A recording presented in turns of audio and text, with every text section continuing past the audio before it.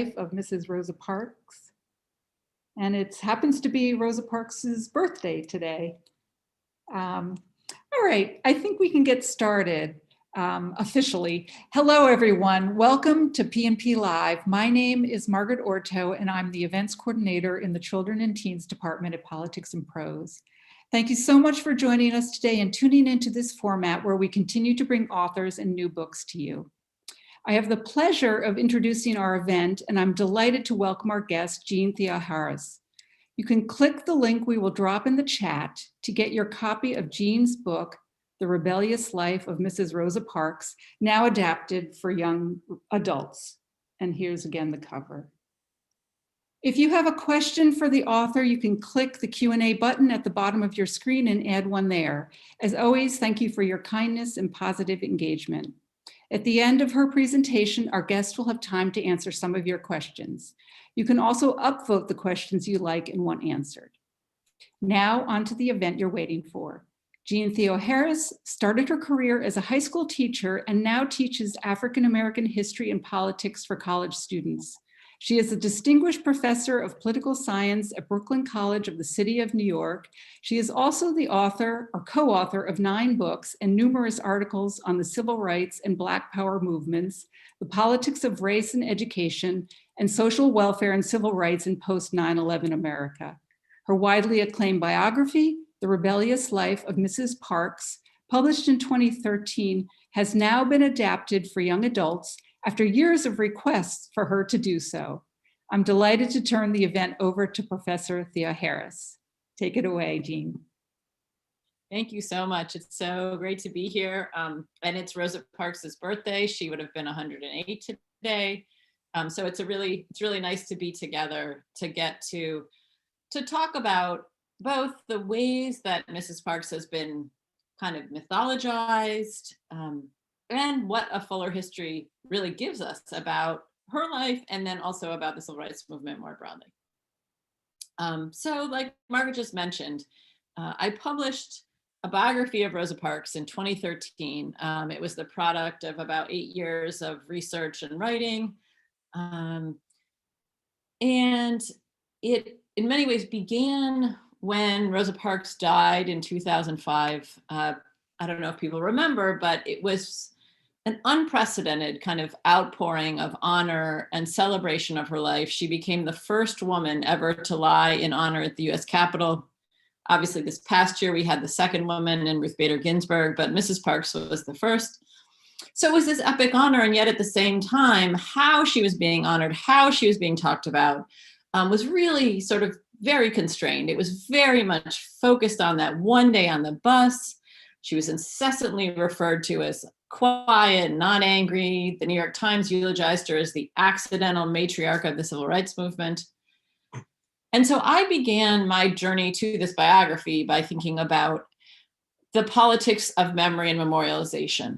And to me, we couldn't sort of make sense of why we were having the funeral for Rosa Parks that we were having separate from what had happened 2 months earlier, which was Hurricane Katrina. And the ways that the kind of questions of persistent racial and social inequality had been brought to the fore in the wake of kind of federal negligence around the hurricane. And this funeral for Rosa Parks was in some ways a way to put more positive images before the nation, to take seriously racism, but at the same time to kind of put it in the past.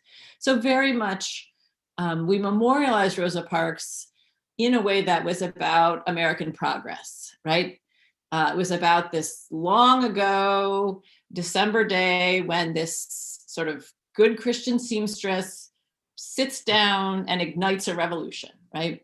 And very much she kind of walks on and walks off of history. And so that's really where I began kind of thinking about the politics of memory. And I gave a talk on that. And a friend said, I want to use your talk in a book. Will you expand it? And so I said, sure. And of course, I then turned to sort of fleshing out kind of Mrs. Parks's real story. And I'd really loved, she wrote an autobiography for young adults in 1992 called Rosa Parks, My Story. And I loved that book. But then I was like, there must be a good biography of her. And why am I having trouble thinking of it? And I look, and in fact, before I published my book, there was no serious footnoted biography of Rosa Parks. And this really seemed to speak to the ways that we both honored her, but then we also, in many ways, stripped her of what she describes as a life history of being rebellious, right? The title of the book is taken from a quote of Rosa Parks. And so my biography, my book, really traces what is a life of freedom fighting that begins 2 decades before her bus stand and will continue for 40 years after.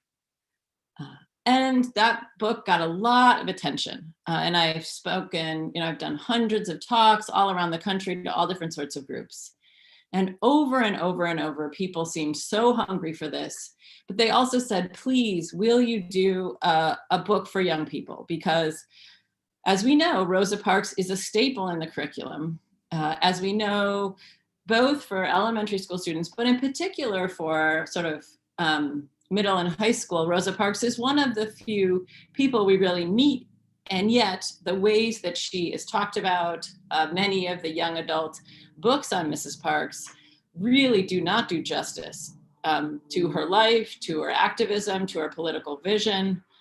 And so over and over, people ask me to do something, and over people ask me, well, what do you recommend? What do you recommend? And finally, about 2.5 years ago, I felt like I needed to have skin in the game, that it was not enough to be criticizing the way Rosa Parks was taught, that I needed to sort of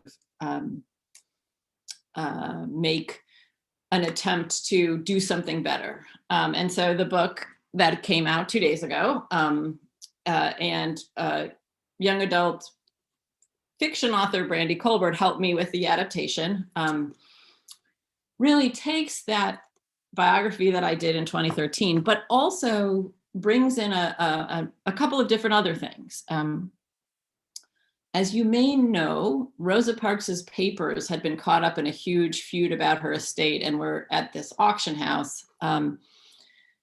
And finally, in 2015, Warren Buffett bought the papers and donated them to the Library of Congress. And they opened in 2015. And so part of one of the new things that I was able to put into the young adult book that came out, the new version, is sort of drawing from the richness of those papers that are now at the Library of Congress. And if people haven't gone, and they're now all digitalized, you can look at them online. They're an amazing trove of letters, of personal writings, of financial records, of photographs. And so I was able to integrate that more into this book. And then I think the other thing that I really thought about in writing this book is that both, I think, young people are given a real kind of stripped down version of Rosa Parks, but also I think a stripped down and mythologized version of the civil rights movement that tends to, again, sort of be a narrative of kind of progress, of a kind of simplified narrative that doesn't do justice to how hard it was, how long it took, how many different people took part, and how many different people were courageous, and how many different people stood in its way. And so I think some of that reflection is also in this. And so I thought I would spend maybe the next 15 minutes giving you a little bit of a taste of Rosa Parks's life history of being rebellious, and some of the things that I think it shows us, and some of the myths that I think about her that it overturns. And I think where I obviously want to begin is kind of in her early life.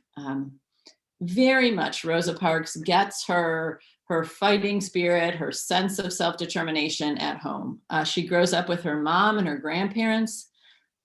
She's born February 4th, 1913, and she grows up, her dad leaves when she's about 2.5, and so her mom moves them back in with her parents. And so she grows up with her grandparents and her mom in Pine Level, Alabama. And one of her first memories as a 6-year-old, this is 1919, it's right after World War I. There's an uptake of white violence across the country, and in Alabama, an uptake of Klan violence. And Rosa Parks's grandfather started to sit out at night in front of their house with his shotgun to protect the family home.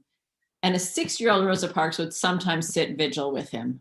In part, she said later, right, because she wanted to see him, she wanted to bear witness, but also to see him shoot a Ku Kluxer. So very much this is a different place to start our story, but also I think gets at kind of this begins at home for Rosa Parks. But her sense of activism, her sense of the possibility of collective action, I think really begins when she meets and falls in love with a politically active barber, and that's Raymond Parks. And they meet in 1931. And Raymond Parks is working on the Scottsboro case. Again, Scottsboro, that's 9 young men. They get arrested for riding the rails. And then when 2 white women are discovered also in the train, that charge quickly changes to rape. And those 9 young men are tried, and all but the youngest, who's 12, sentenced to death. And so a local movement grows in Alabama to try to protect and defend these young men from being executed. And Raymond is one of those local activists. And so that's what he's doing when she meets him. And she describes him as the first real activist I ever met. And definitely meeting Raymond begins to open up this possibility of collective challenge, of collective movements. And very much they get married in 1932, and very much in the early years, he's the more public activist and she's more behind the scenes. And that's going to really change over the course of their marriage. And she will become the more public activist and he will become more behind the scenes. But very much at the heart of their life together is this shared sense of justice and of the kind of responsibility to press against injustice. So now by the 1940s, Rosa Parks is wanting to become even more active. This is World War II. She is galled by the fact that Black people are serving overseas in the war, like her younger brother Sylvester is, and yet most Black people are unable to vote at home. She wants to register to vote. And so she sees in a local Black newspaper a photo of a local NAACP meeting, and she sees a woman in the picture that she recognizes from middle school, and she realizes women can be part of the branch. And so she goes down for her very first meeting. She's the only woman there. It's branch election time. They ask her to take notes. She says, too timid to say no. She says yes. And then she's elected branch secretary that very first day. And she makes it known that she wants to register to vote.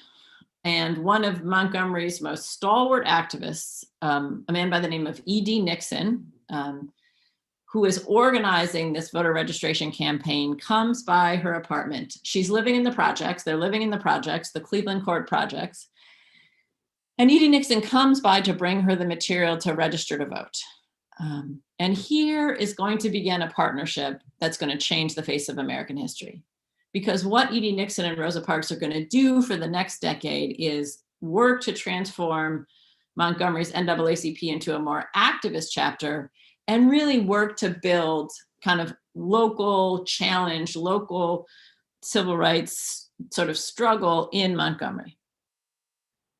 And they're doing it around a couple of different issues. First is voting, right? They're trying to build kind of collective sort of voter registration, in part because one of the ways Black people were denied the ability to register was because you had to take a test. But that test was different for Black people than for white people. And so the first time Rosa Parks tries to register, she doesn't pass, right? That you get different questions. Very obscure questions about the state constitution or very kind of questions like how many bubbles in a bar of soap. She tries again in 1944, she still doesn't pass. She tries again in 1945, and this time she's fed up and she decides she is going to write down all of the questions she gets and all of her answers because she's thinking of filing suit. And where we are in history, right, this is 10 years before her historic bus stand. So I think one of the things that this gives us, and I think one of the things that that really comes through in this early part of Rosa Parks's life is just how tenacious she is, but also how many barriers there are. This sense of just trying and trying, and as she puts it, most of our efforts seemed in vain. They're also working around issues that we would call criminal justice issues. Two kinds.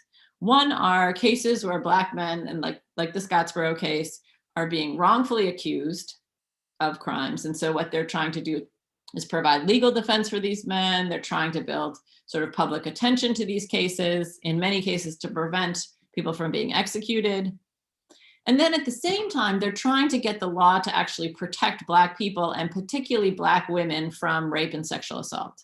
So she's working on various cases like Recy Taylor in 1944, who was gang raped by a group of white men. And so they're trying to get justice. They're trying to get an indictment of the men. And over they try in these cases, and over these cases go nowhere. And so one of the kind of key, I think, lessons that really is missed in the ways that textbooks teach Rosa Parks is by missing what this early activism shows us, right? It shows us sort of the long movement, right? That it doesn't just begin in the 50s. It shows us how hard this work was, how discouraging it was. And I think it also gives us a window into the kind, like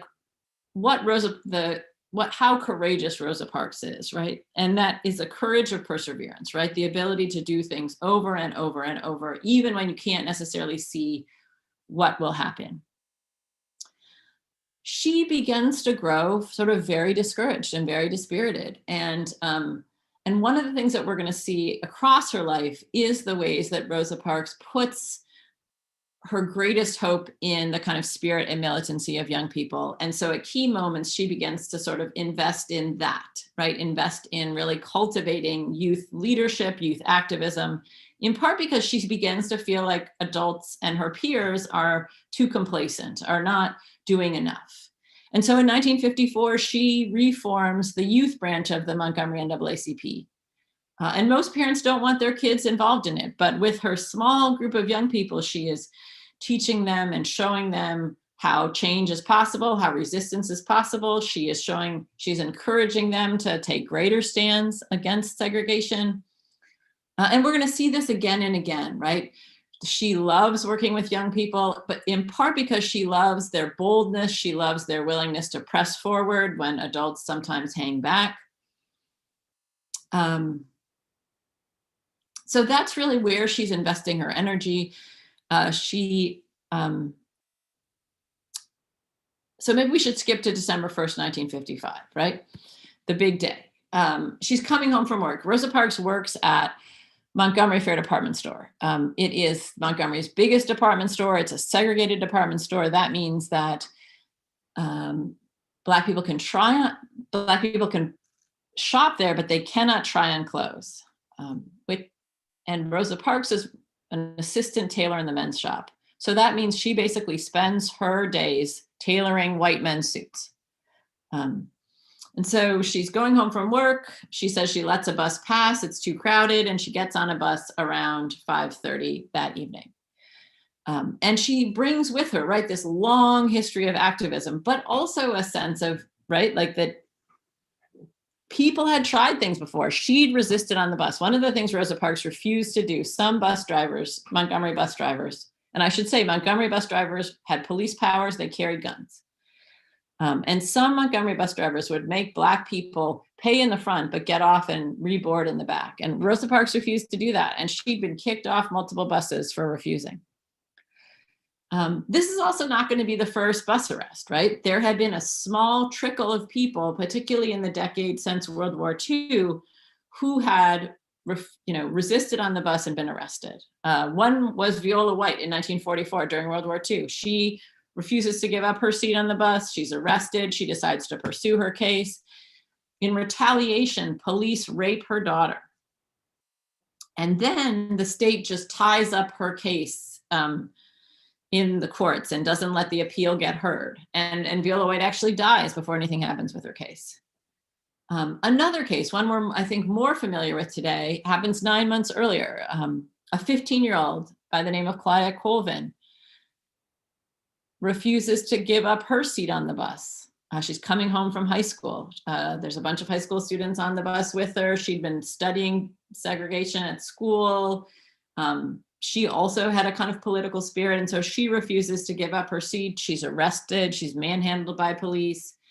And Montgomery's Black community was very outraged about Colvin's arrest. And Mrs. Parks actually takes Colvin under her wing and begins to encourage her leadership in the youth council. So here we are, December 1st, right? And Mrs. Parks that night has made stands before, other people have made stands before. There's nothing to suggest that making a stand that night will do necessarily anything good. And there's a lot to suggest that something bad could happen, right? People had been raped. People had lost their jobs. And in fact, Rosa Parks is going to lose her job because of her bus stand. And yet, when the bus driver tells her to move, she says she thinks to herself she'd been, pushed as far as she could be pushed, that if she got up, that she would be approving of this treatment, and she didn't approve. And so she said no. And she's arrested. The police come on the bus. And I think Rosa Parks, I should say, is a shy person, but at key moments, she is not quiet, and she is not quiet that night. And so when the police come on the bus to arrest her, she says to them, when they ask her why she didn't get up, she says back, "Why do you push us around?"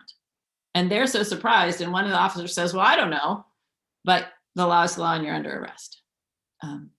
So again, I think we often are taught that Rosa Parks was courageous, but I think what makes what she does so courageous that night is that courage of perseverance.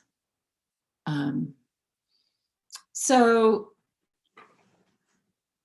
she gets bailed out about 9:30 that night, and makes the decision. E.D. Nixon comes by her apartment. They talk about it. He sees the possibility for a test case. And at first, Raymond is worried that she'll be killed. But later that night, she decides to go forward with this. And she calls a young Black lawyer in town by the name of Fred Gray to ask him to represent her.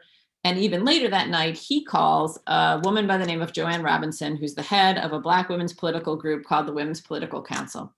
And it's the Women's Political Council that night that decides to call for a boycott on Monday when Parks is going to be has her court date.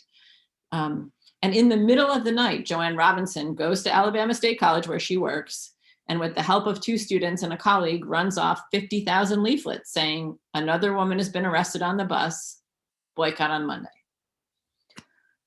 So I think sometimes the way that the Rosa Parks story is presented is like Rosa Parks sits down and somehow we get a boycott. And I think really looking carefully at it, I think shows us the kind of work, the kind of vision. And by doing so, I think it shows us how you build a movement like this, and the crucial role that women played in this movement. I think sometimes we have this image that the boycott is all about walking, but how they end up sustaining a more than a year-long bus boycott is actually because they organized this incredible carpool system, and they set up 40 pickup stations around town, and they're giving like 30,000 rides a day. So it's a tremendous sort of feat of organization. And again, part of looking seriously at this history, right, and kind of getting beyond the fable is seeing that. It's also seeing the kind of sacrifice and suffering that kind of ensue for Rosa Parks and her family. She's let go from her job 5 weeks in. Raymond loses his job shortly after that. They never find steady work again. So even after the boycott's successful end, 382 days later, on December 21st, 1956, the Parks family are still getting death threats. They're still they still can't find work. And so in August of 1957, they are forced to leave Montgomery and they move to Detroit. Her brother's now in Detroit, her cousins are in Detroit. So she will spend the second half of her life, more than half of her life, in Detroit, in what she describes as the northern promised land that wasn't. She talks about how some of the public signs of segregation were thankfully gone, but the systems of school segregation, of housing segregation, of job discrimination, of police brutality that they leave in Montgomery, they find again in Detroit. And so Rosa Parks will spend the second half of her life fighting kind of Detroit's racism, fighting the racism of the North.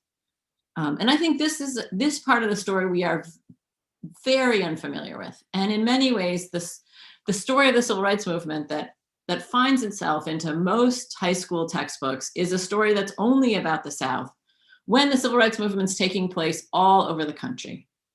And we get to see this through Rosa Parks' life and her activism in Detroit. As a Black Power movement grows in Detroit, and the ways that she joins that movement. And I think one of the things looking at the second half of her life shows us, I think so often Rosa Parks is put deep in the past, right? It's seen as this long ago issue, this long ago problem. And yet when we see her in Detroit, we see her fighting against police brutality. We see her fighting for reparations. We see her fighting for Black history in every school and every curriculum. We see her fighting for more public assistance and more public housing, right? All issues that are with us today. She describes Malcolm X as her personal hero. I think oftentimes in textbooks, we draw this like stark line between King and Malcolm, when people like Rosa Parks saw no contradiction in loving and admiring Dr. King and loving and admiring Malcolm X.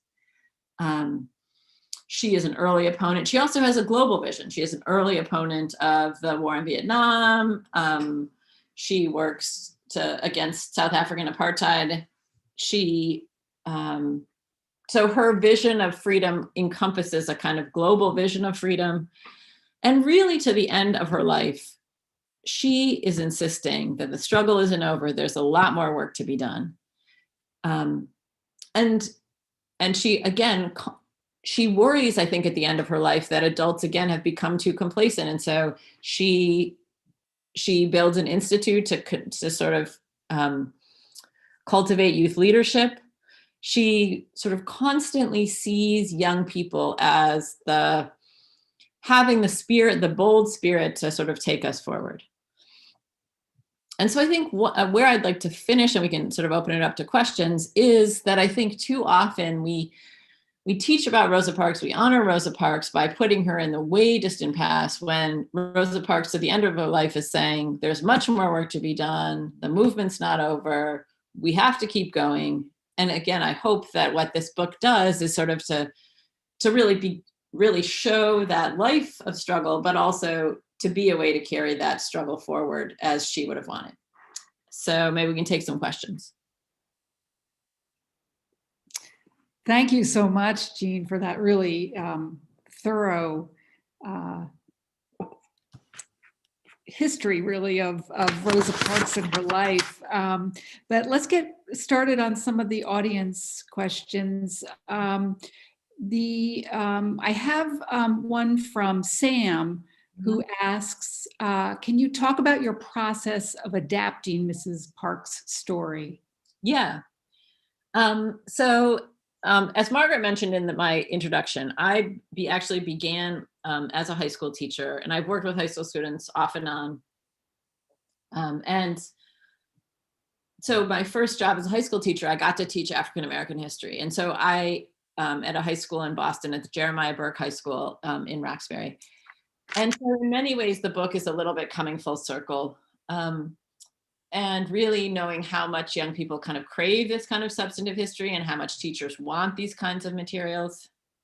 So I think that's the first place it starts. But one of my friends, people may know him, Jesse Hagopian, he is a teacher in Seattle, and he's one of the leaders of the Black Lives Matter at School movement. They just published another book. He has a Black student union at his high school, and we decided that his Black student union would read the adult book with me. This was last year. And we'd go chapter by chapter, and they would help me think about what things in the full-length biography we wanted to make sure made it into the young adult one. And so that was really useful.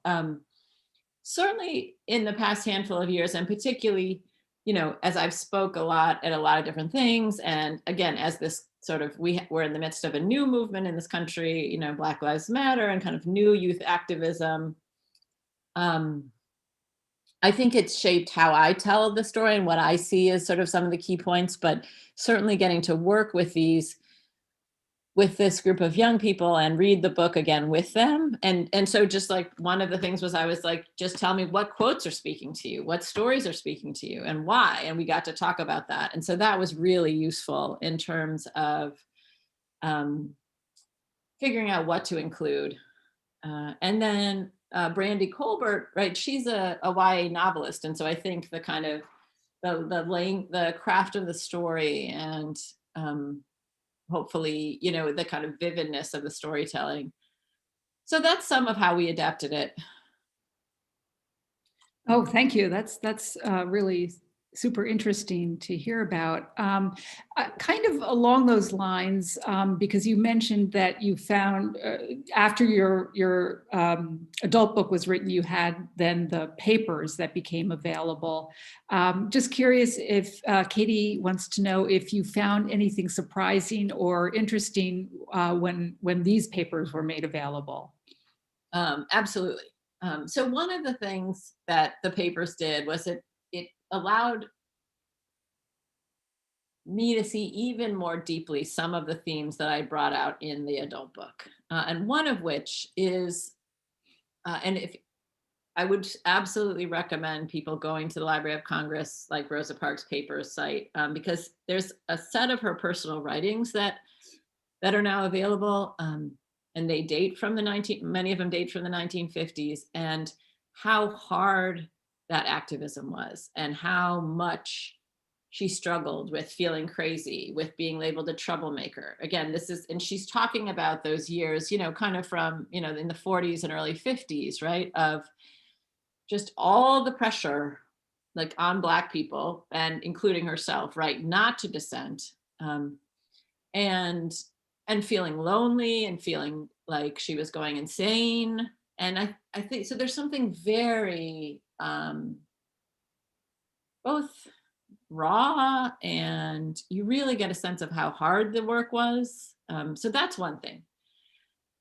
The second thing was in the adult book, I have a chapter that's on this decade of suffering, but it's even worse than I knew in terms of the kind of, a lot of her financial records are in the papers. And so you really get a sense of how bad it was.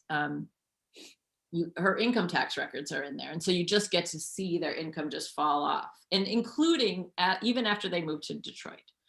I was obviously talking very fast today, but moving to Detroit doesn't solve the problem. In fact, it gets worse before it gets better. So if you look at the income tax records, they're making about $3,800 in 55, right? So this is, you know, she makes her best stand in December. And they're not well off. Again, they're kind of a working class family. They live in the projects. By the next year, their income is cut in half. But the worst year is 1959 in Detroit. So in that year, they record less than $700 of annual income, right? So like less than a quarter of what they had. It's not till, so in 1964, in part because of a Supreme Court decision called Baker v. Carr, many northern cities, including Detroit, and northern states, are forced to kind of change the way they district, particularly for around the congressional districting, because the Supreme Court finds that urban voters and Black voters are being kind of disenfranchised. And so in 1964, there's a new congressional district in Michigan that's poised to send potentially a second Black congressman or woman to DC. And so it's a new district, it's a crowded primary, and Mrs. Parks is supporting a young radical civil rights lawyer who's running on a jobs, justice, and peace platform. And this is a young John Conyers. Conyers is a union activist. He's an early opponent of US involvement in Vietnam, as Mrs. Parks is. And so she starts volunteering on his campaign. And he wins the primary by about 40 votes. So it's sort of interesting to imagine like a world where John Conyers almost didn't win, right? Because he obviously serves in Congress for such a long time. And then he wins the general. And so one of the things he does in 1965 is he hires Mrs. Parks to work doing constituent services in his Detroit office. And both, this is the first paid political position she's ever had, right? And she's been an activist for more than 20 years. And it's not till 1966 so this is 11 years after her bus stand, that they recorded in annual income kind of comparable to what they had in 55. And so it's really not until after a year of working for Conyers. And they're, again, she's not making a huge amount of money, but it's a stable amount of money, and she gets health insurance. And that's a huge thing because both her and Raymond have health issues. And she particularly has health issues related to, she develops ulcers during the boycott that land her in the hospital in 1959. So also, a really palpable sense of of their suffering in that decade, and just really comes through in the papers as well. Interesting. It's the personal toll then that all the years of striving and activism really took on her. Mm-hmm. Here's a question from Lauren, and she's asking, why do you feel the older community were so complacent to the advancement of Black people? And do you feel that is the case today? So I think one of the things that I think really looking at this history seriously forces us to reckon with, right, is I think the way we now celebrate the civil rights movement, we like to think, oh, if I'd been back then, I would have been Rosa Parks, or I would have been in the Student Nonviolent Coordinating Committee, right? When what we know is that most Americans did not support the civil rights movement when it was happening, right? Gallup poll after Gallup poll, right? Gallup poll in the week before the March on Washington, only 23% of Americans are supportive of the March on Washington, right? But that's not how we think about it today. Now we've kind of backdated our admiration for the civil rights movement. So that's the first thing. I think the second thing is how hard it is to be courageous, right? How hard it is to put your body on the line, how hard it is to put your job on the line. Obviously the civil rights movement takes place during the Cold War, and most civil rights activists, including Mrs. Parks, are relentlessly red-baited and called communist sympathizers. So I think all of that, again, because I think of the way we tell the story, right? And because it's become so central to the way that the United States talks about itself, I think we airbrush how hard it was and the kind of courage it took, right? And so there is a wide range of people who summoned that courage, but there is the fact that most people, right, that kind of courage is hard won and hard fought, right? And so I think part of what Mrs. Parks really, and again, when she grew frustrated, I think it was just both understanding why people didn't, but also wanting people to push forward. And that one of the things about young people is they're willing to, and, take both, like, see outside of the way we come to see things, and then also to take those kinds of risks. So, yeah. Thank you. Here's, I think this will probably be our last question. Another one from Sam. What would Mrs. Parks think of today's activism and protests? So, certainly one of the through lines, if you look at Rosa Parks's 6 decades of activism, is work around the injustices in the criminal justice system. And just over and over, we see her. So for instance, in 1967 in Detroit, after the Detroit uprising, one of the things that had happened during the Detroit uprising was there was sort of massive police abuse. John Conyers would call it a police riot later. And one of the worst things that happened is that 3 Black teenagers get killed at the Algiers Motel in the early morning hours of the 4th day of the uprising by police. But the police sort of, it's kind of being swept under the rug. And so sort of some young Black power activists decide to hold what they call a people's tribunal to at least bring the facts of the case before the community and to try to put pressure, to keep some pressure on it so it just can't be swept under the rug. And they asked Rosa Parks. Now this is 1967, right? Rosa Parks is in her mid-50s. if she'll serve on the jury for the People's Tribunal, and she says, yes, if I can be helpful, I'll be there. And so here we are at a kind of community event where they're both trying to make sure that the police are in some sense at least held, you know, that there's a recounting of the abuses that happened. And so I think when we see Mrs. Parks at the People's Tribunal, or we see her in the 1970s serving on all these prisoner defense committees, lots of political prisoner cases she was involved in, I think we can see that then very much translating to today into Black Lives Matter. Both in terms of her appreciation for kind of the boldness of young people, but also that the issue of criminal justice was one that had motivated her sort of for decades. And so I think we often also don't see that as much. That's not the narrative we have in our head about what the civil rights movement was, even though, again, Mrs. Parks is not like unusual in that there was sort of all of this work around criminal justice or anti-police brutality work, what we might call mass incarceration work. So I think very much she would be appreciating Black Lives Matter, standing with Black Lives Matter. Right, yeah, thank you. So I think that's all the time we have for questions, but I just want to thank you, Jeanne, for sharing so much about Rosa Parks' life, you know, and the civil rights movement, and her activism throughout her life. It's really wonderful to hear about. Just a reminder to everyone joining us today that the book is available now in this young adult edition. Yeah, there it is. I'll hold up my copy. And I forgot to mention at the top of the program, but Jeanne does have some signed book plates. So we'll send those along if you're ordering the book. You can join us at other of our events upcoming. Please just check our Politics and Prose website and have a look at our calendar for other events that are upcoming, you know, like this one today. Again, thank you, Jeanne, for joining us. Thanks everyone in the audience for being here. Happy birthday to Rosa Parks. Everyone stay safe, keep reading, and we'll see you next time. Bye-bye.